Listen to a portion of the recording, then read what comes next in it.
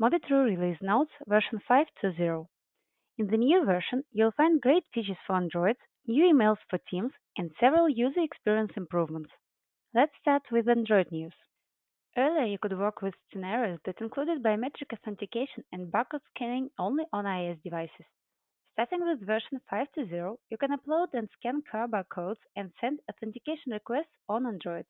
How do features work? Everything is easy.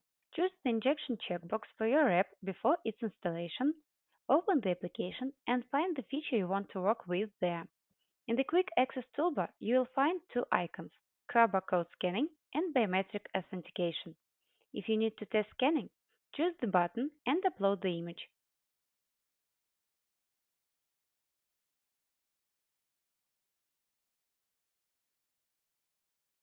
When your scenario includes a biometric authentication feature, like fingerprint or face recognition, you need to click on the button in the toolbar and choose what request you need, successful or failing. The Mobitru team wants to draw your attention to the fact that the features are now working in beta mode. Notifying emails were implemented for teams.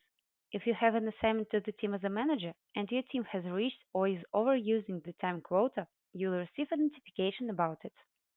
To interact quicker with the platform or devices, you can use hotkeys. We updated the design of the tab and added new keyboard shortcuts. When you open a device, you will see the button combinations suitable for its mobile platform only. Also, there is a division into two tabs, Windows and macOS.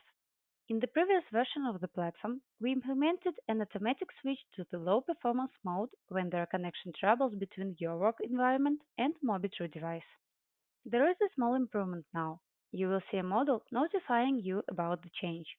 Note that the change is applicable for a device session, so next time the platform will try to connect a quick approach again.